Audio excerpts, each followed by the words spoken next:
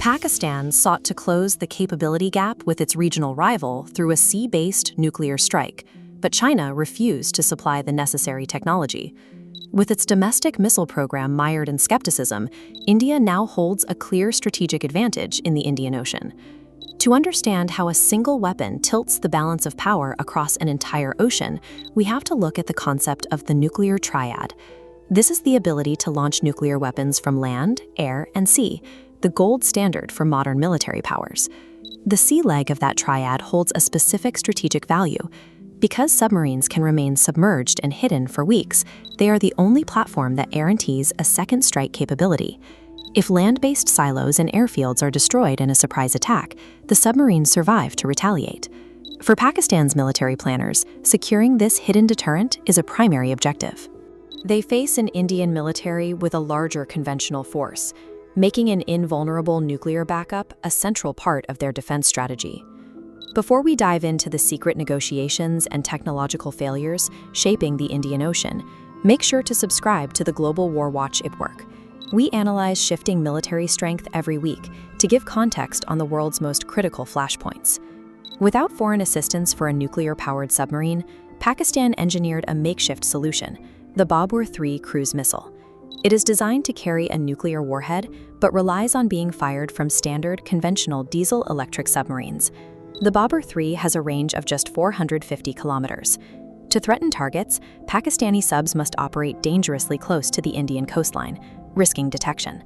Furthermore, because conventional subs carry both anti-ship and nuclear missiles, India cannot distinguish between them, creating a deadly discrimination problem. Beyond these strategic issues, experts remain skeptical that the Babur 3 is even operational.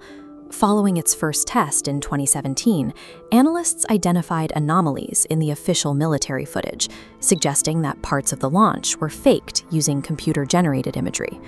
This creates a dangerous instability. Instead of ensuring security, the Babur 3 creates a use-it-or-lose-it scenario. A Pakistani crew cornered by Indian forces might face the pressure to launch their missiles immediately to avoid being sunk, potentially triggering a nuclear escalation by accident. While Pakistan struggled with cruise missiles, India pursued the long-term development of nuclear-powered ballistic missile submarines, or SSBNs. With the recent commissioning of the INS Aradaman, India's naval nuclear program reached a milestone that Pakistan cannot currently match. Compare the Babur 3 to India's K-4 missiles shown here. With a range of 3,500 kilometers, Indian submarines can remain hidden in deep-water bastions in the Bay of Bengal while maintaining the ability to strike targets across Pakistan and mainland China. This fleet provides India with a continuous at-sea deterrent, ensuring that at least one nuclear-armed boat is always on patrol. It leaves Pakistan structurally outmatched beneath the waves.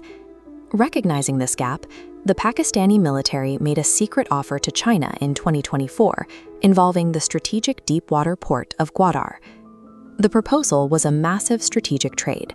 Pakistan would grant China a permanent sovereign naval base on the Arabian Sea. In exchange, Islamabad demanded true nuclear submarine technology and a sea-based second strike capability. China refused.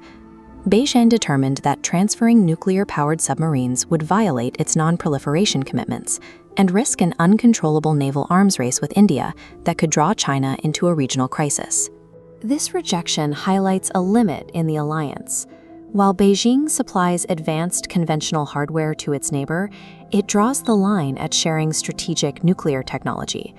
The fallout from this failed deal was immediate. The second phase of the China-Pakistan economic corridor has largely dried up, with dozens of major infrastructure projects left unfinished as strategic trust between the two allies cooled.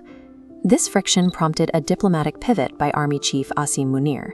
Pakistan has begun drifting away from Beijing's orbit, attempting instead to repair its relationship with the United States to balance its security needs.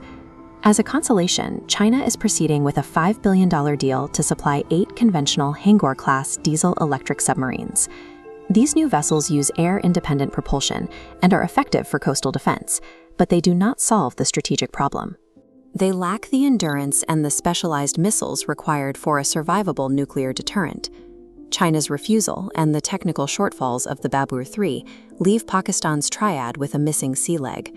For the foreseeable future, this creates a significant strategic gap, leaving India with the dominant undersea position in the region. How do you think this naval imbalance will affect the security of the Indian Ocean over the next decade? Let us know your thoughts in the comments. If you enjoyed this analysis, please leave a like and subscribe for more.